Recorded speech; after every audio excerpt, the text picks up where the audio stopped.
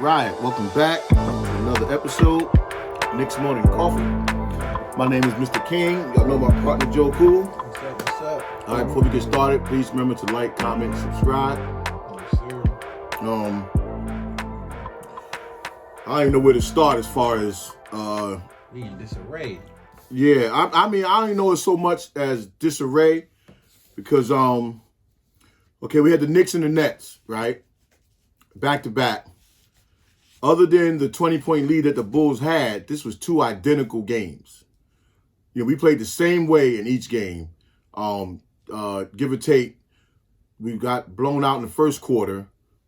We tied in points in the second quarter. We blew them out in the third quarter, and then the fourth quarter, I think they had maybe a 2-point lead. So it was that first quarter that killed us, but that wasn't the quarter that lost us the game because the Knicks are known for coming back and big leads. So my emotions went so many ways during that game, or really after that game, because I said the problems that we have, we're not trying to solve.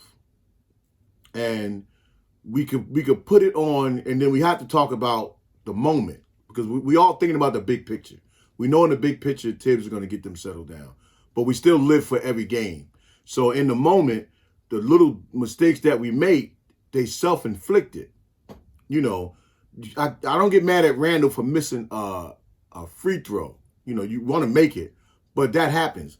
But when you carelessly dribbling into the lane and get the ball stolen from you and you don't even know it's stolen, I don't blame Quigley for his shots. Yeah, but this is when it's a win, it's a team win, and then it's a team loss because it was a lot of them down the stretch. You know, Fournier with all those clutch baskets.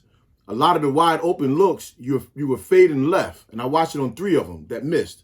In the same mist of making 2, he missed 3 fading left. Be confident in your shot and take your shot.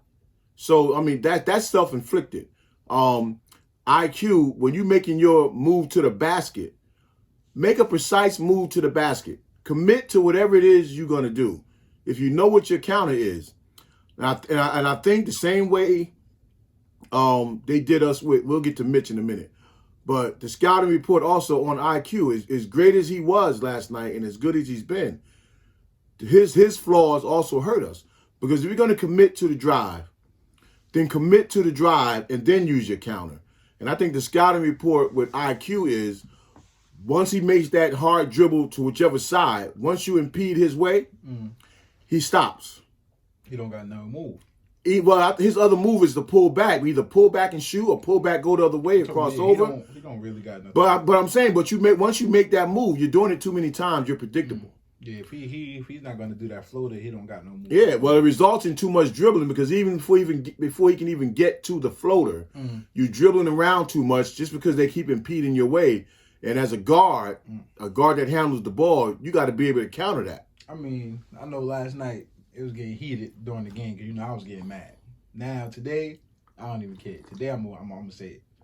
Listen, I know somebody said in the comments, shout out to you when we were talking about Randall last week, and he brought up RJ, and we just let RJ stuff go by. Here's the thing with me, I keep it simple. We not out here screaming that RJ is an all-star. We not out here screaming that RJ is the savior of the team. We not out here screaming that Quigley's an all-star or the savior of the team. Every time we get into a situation where we come back, so you started early this show. Start early. I don't even want you to tell me. Every time we get out of a situation, or the Knicks is on a run, or we doing good, we screaming D Rose. We not screaming Randall. Randall gonna get those 20, 25 points in the floor of the game. But Joe, you don't think Randall had impact points last night? No, I didn't even realize he had 20 until you said it. He had 21 points when we started arguing in the third quarter. When he came out the game, that's when I felt like we started doing good again. When Obi no, Joey, we got the lead while he was in the game. Listen, he had 21 points. For them 21 points, he's gonna get that regardless. No, he had a lot of his points came in the third, but they came in crucial buckets. I'm not. No, but this is what I'm saying. No, listen. Before we go any further, this is what I'm saying about Randall. If we say Ja Morant only can play how he play because they give him the ball and he can do what he want. If we say any other rookie that come in the game that scored 20-something points and do what they Joe, want. it's easy to be good. It's easy to be good on a bad team. It's easy because we are a bad team. We're not a bad team. Look, it's easy to be good when they're gonna throw you the ball anyway. He can do the Melo post. When Melo was doing it, we was on Melo neck. Randall doing the same thing, if not worse. We're critical of Randall. He probably hit more. I don't know what he hit. I don't know what he doing. He throwing away the ball. He not making smart decisions. You're not doing this to me. This no, show. I'm not. Show. Listen, I'm critical of Randall as anybody else. Not but this show. I'm not. It's the thing that you keep saying. We better without him. We ain't better without him. I didn't say that. We better at times without him. Yeah, of course we're better. When he put Randall back in the game last night, I thought he should have stayed with that unit that he had out there. Even when he brought, I don't know who was it. Before he brought Randall back in, he had somebody at the scores table. I thought he should have sent that person back to the scores table because they was figuring something else out. But that wasn't our problem. Our problem is committing to, but it's not just Randall, it's all of them. And like last night, Randall threw some passes back out. I thought Randall should have shot. It's all of them, but it's what I expect from all of them. This is what we've been saying. Joe, we got 4 ball dominant people on our team. No, I'm not 4. I'm not talking about the expectations. I'm talking about what we got in realistic time right now. Forget about the expectations at this point. We know what Quickly gonna give you. We know right. Let's go back. We got to go back. If D Rose hit 3 threes in a row, no, D Rose we right. know he's not gonna do right. that. That last shot, D Rose shouldn't have even got. All right, so but let's go back to Quickly. But let's go back to IQ because IQ is probably now the most dominant person with the ball that we got. IQ has to have better decision making all the way around the court. His big shots help us. But when IQ got the ball, as much as we love him, we're not getting on IQ. But now IQ, you done stepped into that realm of accountability. And when you can't get to that basket, then you got to make a move or you got to swing the ball because all that dribbling around and then passing the ball off with 8 seconds to go is not helping us either. Randall's the star. Randall, we know his flaws. But we got 4 people that dominate the ball. This is what I'm saying. Oh, we know his flaws, but same thing about IQ. Because we can talk about IQ going to the basket all we want. Burke don't do nothing when he go to the basket. Burke stops short. Right. Burke also has. Burke, I don't even know why he started that point, tell you the truth. I would have just moved up quickly for all that. Oh, you was the main one last week talking about if our bench was starting. See, that's good. That's not what I said. I didn't say the whole bench was starting. I said D Rose need to start. You talking about the whole bench. I said D Rose need to start. Listen. I said just go with our best player and D Rose. The solution for me, of course, D Rose can't start. Because you talked about how he ran with that solution for me. Started yesterday. And what did it do for us? Nothing. So you should have D Rose in the starting lineup. No, what you do is you leave your bench the way it is. Your bench is our strength. That's the one thing the Knicks can hang their hat on, is our bench. So you could have slid Grimes in that starting lineup. Somebody like that and leave our bench. That's our bread and butter. You said that last night too. Once in a while, you got to start a bench player, of course. But now you took 2 out. That's your strength. That's what we know. When we fought back in the game, it was still with those bench players. Even though Randall was in and out of there when we was fighting back, it was still with those bench type of players because we were feeding off the energy of scoring baskets. So maybe it's a coaching issue then. Maybe that's what. Okay, so let's jump down to that now. That's where my frustration comes from. Let's jump down to that now. I don't know if you're gonna talk about it, but we are. Our problem. I'm gonna see if you're gonna bring it up. No, our problem for me is because I was screaming at Mitch. Tibbs is not gonna play offensively a certain way. That's not in his DNA. And we said last year when we got rid of Mike Woodson, the Knicks needed an offensive guru as the second assistant on the bench. Yeah, you said that. Because we have no identity and we will have no offensive identity no matter who's rolling, no matter who's scoring, because we're helter-skelter, because we don't have an identity. Even Chicago don't even have an identity, but they're moving the ball. And one thing DeRozan was doing is he was just getting to the spot he wanted and just pulling up and shooting. He wasn't fading. He wasn't tricking. This is where I'm going to go. I'm going to take my 10 dribbles to get there, and I'm going to shoot it. At least that for him, that works for him. And I can't even say the same thing for Levine, because Levine, he's really figuring it out there. But at least they got better with each game. Well, they're moving the ball. Matter of fact, they made adjustments. We didn't make no damn. I don't know if they made adjustment. They kept all they was doing was moving the ball. And when our defense picked up, a lot of that stuff didn't work anymore. But so the first game was up in the air. This is not really like a show, y'all, today. We got Second game, Voyachik was getting on our nerves. He was hitting threes. No, but he did what he do. And then, but now this game, they were setting this good screen. He was popping out, and I'm like, yo, Mitch, if you don't get on the 3-point line and guard this dude, let's go back to that. We were saying that. Let's go back to that. We talked about every week we talk about with our shooter, which is Fournier, how we have to make him open, create the play that makes him open. So all they did, what they do every time with their center, is that the pick and roll, their scouting report, they know Mitch is going to first, he's going to go with the guard. So by the time he recovers, it's too late, and they just kept running it. That's a play. That's not no. But that's what I'm saying. So our counter on defense, they made what would be our counter on defense? Tibbs, you said you were switching up to go bigger, because Mitch wouldn't go out there to guard him, even when it wasn't a pick and roll. But yet, when you got switched on a guard, you go out to guard the guard. If you notice, he'll go out past the 3-point line to guard the guard, but he'll never go out to guard a big man. And did that cost us the game? Yeah, that hurt us because he hit 3 in a row. So I don't know what adjustment Tibbs makes for that. Like is he just going too far on the recovery? Short-term adjustment, and there was no long-term adjustment. Well, it definitely was short-term. It definitely was short-term adjustment, Joey, because at the end of the game, that's how we got back in the game. The defensive adjustments, the passing lane, and you knew that was going to come. When Tibbs go back in halftime, you knew that was going to come. Even though 20 points down, 18 down. We definitely missed a couple. Well, I mean, we got back in enough to get the lead. We started moving the ball more, but one-on-one for us, we're a one-on-one team, but we don't have one-on-one players because we have no offensive identity. We get an offensive identity, something we can hang our hat on, because we don't move the ball enough to be consistent. I felt like the dude in Drumline when he was like, put my boy Devin in the game. I was looking for McBride on the bench. Like, where McBride at? Yeah, put my boy in the game. I mean, but our problem wasn't all on the defensive end. Even though we fought our way back to take the lead, it still was on the offensive end because we relied too much on the big shot and not the go-to shot. The go-to shot that we did to tie the game with Fournier in the Nets game, when they drew up that last play before the heave shot anyway, they drew it up, threw it inbound. He came off the curl, boom, 3, knock it down. He knew he was getting in that spot. We need more of that. We need more of the go-to play. And what Chicago was doing last night when DeRozan was making his move, you see their offense shift because they know he's trying to get to that elbow so he can pull up. And they drag our defense away when he's ready to make his move. You know, that's thought pattern. And we don't have that thought pattern. Until we get that, that's what we're going to be. We're going to still be the exciting team, but it's going to be hold your breath, unless we're just blowing somebody out all the way. Now, we had 2 games played pretty much the exact same way. I'm done venting. We can stop the show.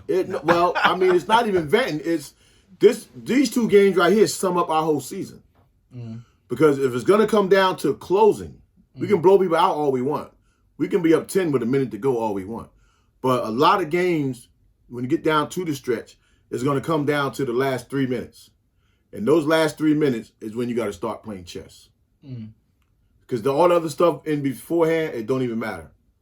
Because we can get back into a game. So at what point do we start mix matching? Like when we went up 1. Let's go back to the Nets game. When we went up 5 on the Nets game, right there we should have started. I think we had maybe was it 2-something minutes ago. We should have right there started playing the chess game. When we went up 1, about a little under 3 minutes on them last night, we should have started the chess game. 2 for 1, whatever it's going to be. You're still going to give up some points, and let's come down and let's get our go-to shots. Not just flying down court in trouble, that game gave me a headache hoping for a miracle. The superstars, all right, all-stars are going to come down and do what they're supposed to do. Harden came down, and Durant came down and did what they were supposed to do. They did what they were supposed to do. All they did was come down and throw Randall the ball. No, we did not do that. Joey, come on, man. In the next game, what are you looking at, man? I'm watching. That's not you trying to put everything on Randall, and it's not because we got too many guys that handle the ball. I'm saying Stop calling his name, and then everybody's so surprised when we lose. Look what they doing. Instead of just playing their game and moving the ball around and running. But that's not Randall. That's them. We missing open shots. We missing wide open jumpers. Everybody, when we need it. That's not all on Randall. That's on all of them. And it's heavily on IQ because he's taking the most of them. The shot last night, to me, that was Randall's fault. You got to the hole where you need to go. Put the ball up. You threw it out to Rose when you didn't have to. And then you threw it to Rose when Fournier was open. So that argument you had with Fournier, to me, showed a lack of leadership from you. And it was a defensive argument. How are you going to argue somebody on a misassignment? I'm critical of Randall. I'm critical of all the things that Randall do. All I was trying to say about with Randall is take him off our team right now as constructed, and we are lost. And then we are lost because you got to play through somebody. Even if you win 5 games in a row, you're gonna be lost. I doubt it. Yes. All right, so we're not gonna agree on that. So not because we don't even know really. Every time I see Obi, and this is why I just don't mention it because I'm not trying to project anymore. But every time I see Obi, you give him 30-something minutes, I think he do the same thing Randall doing now. No, I don't do the same thing Randall doing now. What's Randall doing? What he getting 10 rebounds, 20-something points? Joey, listen. He's not setting nobody up for we talked about this last week. When they game plan for you, it is more difficult. Clyde was saying it last night. Okay, they're doubling Randall. They ain't doubling. I love Obi. They ain't doubling Obi. So you got freedom to do certain things. When you're a sub player, when you're a sub player, because they have a game plan, Joey. We just talked about that too. That's what I'm saying. So I'm stopping. The Knicks do not have. That's not Randall's fault that the Knicks don't have an offensive game plan. That ain't his fault. We got all them coaches on that bench. The New York Knicks do not have an offensive game plan in their repertoire. We come out. We may run a couple sets. Phoenix has a game plan. They know when they go out there what they're going to do. Booker ain't making them shots up. Those are his shots to take. I'm going to leave Randall alone, but I don't want to hit nothing up. Listen, Joey, you don't get to say that because I'm critical of Randall. But Randall right now still is our star, and we still play through Randall at times, and the team still game plan for Randall. Everybody else can go off and get 20 because nobody's checking for you. Now, last night, they checking for Burt. See the difference when they checking for you. Now they know you're a starter again. From the second you're starting your second game. Now it ain't so easy. Now them shots are a little bit harder now. Because now you're in the scouting report. Burks is starting his second game. They going over everything you do. Yeah, but I don't like so your rhythm ain't the same. But I never say Burks or anything in the I don't care who they put in that starting lineup. You ain't the same now when they checking for you. When they dotting all them I's about your game and crossing them T's, they taking away all your little strengths that make you comfortable. Now what you got? So because we don't have an offensive game plan, we ain't got nothing to hang our hat on. So it is Randall, but it ain't just Randall. It's the coaching staff. It's our whole offensive system. It looks good when we making them threes. Our best bet is to just move the ball and then keep running. And then we find the mismatch. And so that was another thing I was going to talk about today before we really got all the way off was my bad. With all of our talent that we do have, and you could see that a little bit last night and with Chicago. We don't mesh. Forget about the players that don't fit. We just talking about their talent. We don't mesh our guys together in a unit when they're out there on the floor. Like whatever 3 scores is out there at a time. Bench, starters, mixed match together, whatever it is. We don't mesh their talents together. Like we don't say, okay, Randall can go on the block, the high block, and then Fournier can be here and Burt could be like whatever it is, so they can all score in unison, moving. And that's how Chicago was doing yesterday. We don't do that. We just, okay, your turn, go do what you got to do. Okay, your turn, go do what you got to do. Because all of our drives to the hole, when we dish it back out, we looking to try to find. We don't know where they at. That's why Randall came down with the ball one time last night. Yeah. Because we're driving in and we know that everybody's on the perimeter, so we're just driving away and we over throwing the ball in the air. We're just looking, hoping that somebody's there. We don't drive in knowing that person is there and they got the ball and that's it. Yeah. Or we don't drive to the hole knowing somebody's cutting with you And then I think the best play was last week with Golden State. I forgot who they was playing. Steph Curry drove the lane, got in amongst the trees, looked like it was nowhere to go, but it was his left hand. And behind his back, between the two defenders, he threw it because he knew his guy was going to cut. Like, we don't have that because we don't practice that. So we get those type of identities with all the talent that we got, and we blend them in together. It only got to be like 3 at a time. We ain't try to say, Rome ain't built in a day. But those are the ways that the Knicks can fix what they have. Because we right there on the cusp of a lot of great things for the season. But it's little things that the players and the coaches have to do to get us over the hump.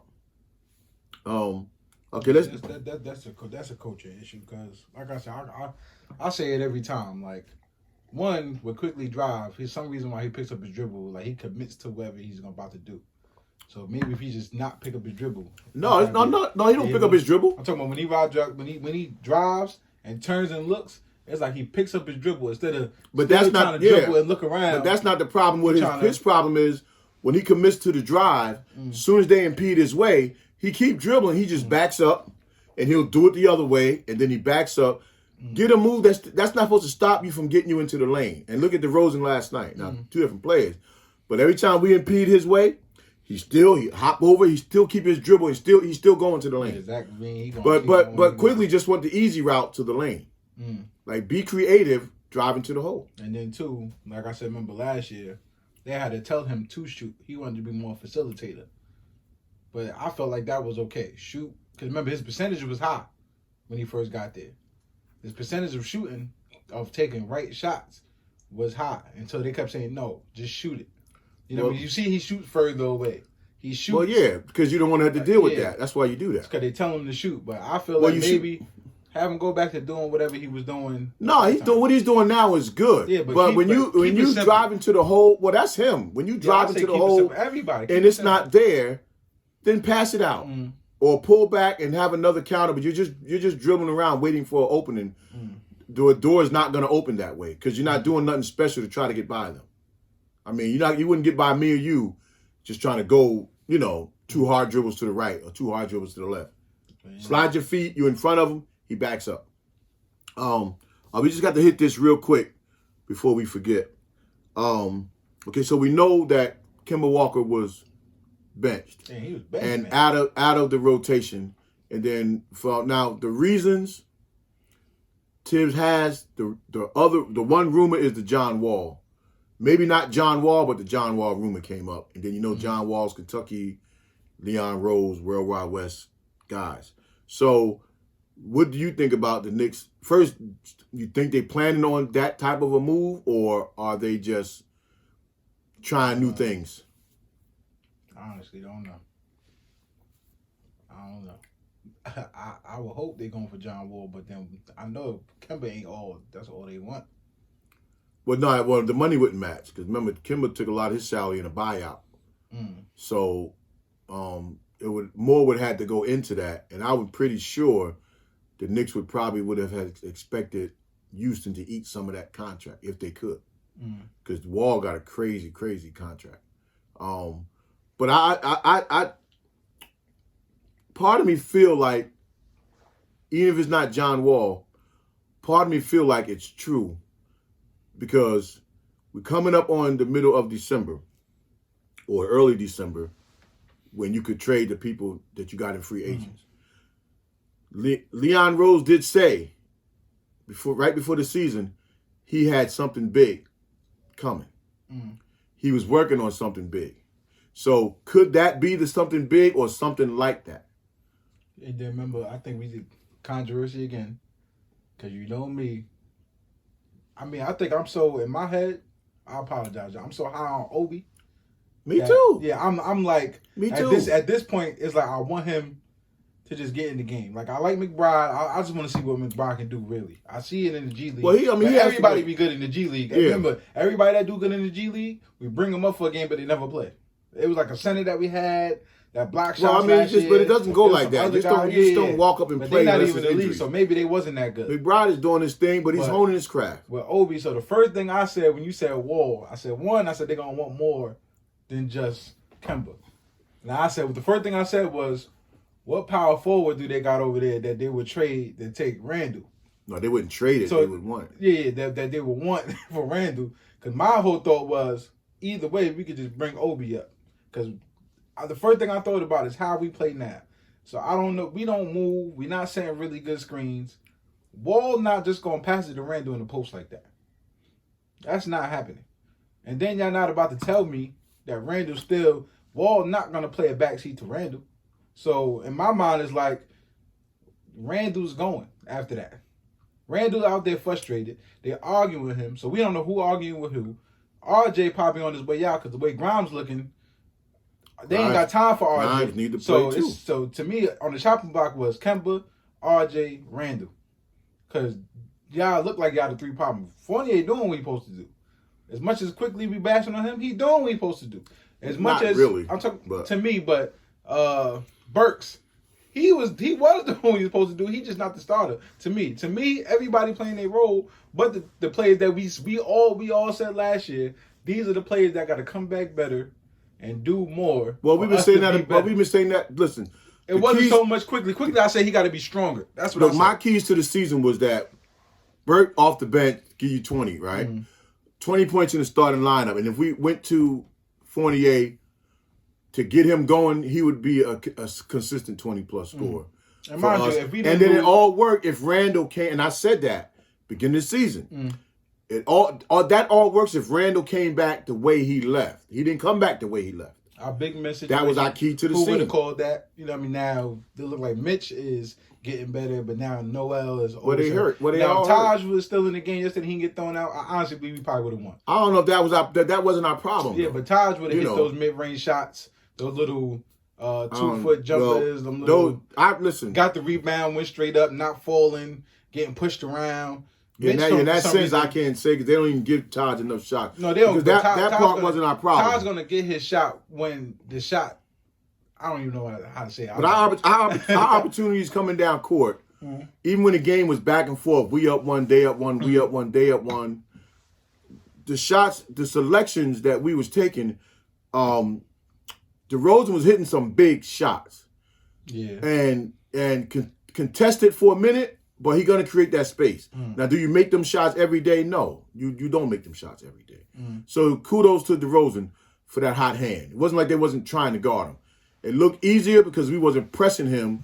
We should have known where he going to go on the court. He only going to do two things. And then he beat us the same way he couldn't beat us in the last game with their last shot. With his pump fakes, we stayed on the ground. Even though, to me, quickly got out of the way and they didn't call it. And, I mean, they called a foul on him. That I didn't see. Quickly, he didn't go for the pump fakes, and when he was all the way to the side, that killed you. A whole Same way with when the ref said they made the mistake in the Nets game. They said they made two mistakes because the last foul that they called on Mitch, they said that Robbins, the other not their guy, was in the paint too long, 3 seconds. But what hindsight carried over to this game. Same thing with the Nets game when KD took his shot, they called a foul. With the 3-point shot, we kick his leg out. Clearly kick your leg out. Y'all called that every time last year when he had that big 3 on Randall. KD clearly kicked his leg all the way out. No call. So you're not going to get that, Randall. And the message to you from Shaq is play through it. Okay, they say you're stronger than anybody else. Make them call the foul. So Randall was being more aggressive going to the hole yesterday. So, right. And then even Shaq said, they get too close, just raise it up a little bit. He raised it up a little bit, and they called him for offensive foul. So what? But I'm saying, right, but he was doing that. No, I'm talking to Randall. Yeah, but Randall, we'll just let it go. But Randall was doing that, though. Randall was aggressive going to the hole. That last play of the game, when we needed you to stay aggressive going to the hole, you had no reason to throw it back out because they couldn't guard you going to the hole. Yeah. The ones you missed on your own. So at the very least, they would have gave you that foul as a makeup call. Yeah. All right, y'all excuse the phone for ringing. All right, so we're not gonna go too far with it today. Go back to Wall. Well, I mean, listen, I say this: if you gonna make the move for Wall, of course we got things we don't want to give up. We don't want to give up Grimes, and we don't want to give up Obi. right? Their power forward is Christian Woods, who I wanted last year. I doubt they would part with Christian Woods because they're rebuilding pretty much. So Randall is in that in-between. Randall's still young, but he's in that in-between, in-between years. So would they had even wanted Randall? But again, these are all Kentucky guys that they're probably trying to keep together. But if it's not Wall, it's somebody else. The question becomes, who we going to give up for it? And if we're still trying to make a run this year, how soon do we do it? Do you do it now when you can make some changes in December? Do you do it in the trading deadline where maybe one player don't hurt you down the stretch? Because everybody bring in a big player when they're making a run. So at what point do they make that type of a move? But I got a feeling something's going to happen. Because it's not Tibbs' MO to bench a player. He'll let them play through it. He'll let a veteran play through it first. Yeah, but they were saying, that's the narrative they're pushing, that he was hurt, that he can't even really play right now. But then that would be on management. Like, why did you take him if you? Remember when Tibbs first made the move. When he first made the move to say he was going to take him out, he didn't mention nothing about him being hurt. Right. Wow, that's the first time I heard it. They already had said. Yeah. So now he was playing limited minutes. Changing the narrative for him because you don't want to hurt his pride probably too much. And if the decision was made to sit him, then that decision came from management. Then it didn't really come from Tibbs because Tibbs, you saw he rolled with Peyton. Yeah, he might have put Peyton in and out of the lineup in the beginning of the season trying stuff, and that probably came from management. And then he went right back to what he know. So Walker couldn't play in back-to-backs. So, yeah, we know something's still wrong with him. We know he's still hurting a little bit. We know Nerlens is still hurting. He got into 1 or 2 games. We know Mitch is still playing his way into shape because you never saw Mitch grab his shorts as much as you're doing right now. So when you don't play in 7 months, it still takes time. Season is only sat for like a minute and like 2. Yeah, but even if he was getting his rest, it's going to take Mitch time to get everything back down. That one shot that he got under the basket when he laid it back up, that was one good post move. I don't remember how he even got the ball. Or they threw it to him. I think he got the rebound or something. No, the one that somebody threw it to him in the post low and he picked it and he got it. And he went up and he went to dunk it, but he laid it in and he got fouled. But we still got to do more of that just to get the ball up on the rim. Just throw it down and to get the ball up on the rim. But I part of me now will take Wall. Yeah, but the only thing I'm thinking about is either they giving up a lot for just Wall or Kevin Knox. Do they want him? I don't think around the league. Like how much? I don't think people would be hurt. Because Kemba, remember, we got him for nothing, right? Yeah, because it was a buyout. So contract-wise, how many players do you think, if it was we were just getting Wall, how many players did we probably have? It would be a lot of players. It would have to be Kemba, right? Because he only makes like $8 or $9 million. So then who else? So then you talking about a lot of people though. You only got one big contract, 1.5. Randall's contract, and Fournier got a pretty decent contract. Everybody else is in. So you had to throw in like a couple of them guys, and then probably some of your assets. So who knows how that? Who knows how that so one? You said they rebuilding or they just going with? Yeah, they're more rebuilding because they got a young team, and that's probably why they decided to sit going with the young guys, or they just rebuilding. Period. Like they just taking who they. No, they trying to win. They just won 3-4 in a row after being 0 and something. That's what I'm saying. So they probably not trying to break up too much neither. So who the heck was they? Well, something's in the pipeline. We know that much. I can't speak for Houston that much because I don't even know their whole situation over there. But it was supposed to be a mutual agreement that Houston and Wall sat. I kept looking out there because where the sun is shining through the window. Oh no, I was trying to think about who else. Yeah, no, the way they decide to sit Wall, they want to go with their young guys. So Wall is injury prone himself. So what would you give up for an injury prone guard? Remember that? Yeah. Something's in the pipeline. I'm pretty much right now. I like our team. And until we get an identity, we need guys that's going to automatically run and automatically move the ball. That right now I'm happy just to get that type of stuff going, because that's when we at our best. That's when we at our best. Tibbs is not creating enough offensive opportunities for our shooters to shoot. I don't know how the niggas gonna do this commercial. You're gonna be like, Kemba, welcome home, and they're gonna be like, your bag over there. Yeah, that's crazy. It's kind of, I know it's hurting them, and it's embarrassing. All right, so anyway, we apologize. I had a set agenda today, but we had to throw that out. Yeah, my bad. My bad. No, but the way the Knicks is going, we got to get it out there. So we got to see, because we got Denver tomorrow in an early game, and the schedule don't get any easier for us through this whole month. So the Knicks got to try to figure out. This is the first time now we fell back to 500 in a while. So, and right now, and that's not even a concern right now because everybody's still bunched up. They probably still only maybe 2 games out of 4th and 5th place. The way the season is going, because everybody in the East is beating everybody. But we just have to try to figure out where we're going to go as far as the last 3 minutes of the game. Who's going to close for us? We have to decide that, because that's where the game is won. All the stuff we're doing during the middle of the game, that's just right now for our pure enjoyment. The Knicks are losing the game in the last 2-3 minutes of the game.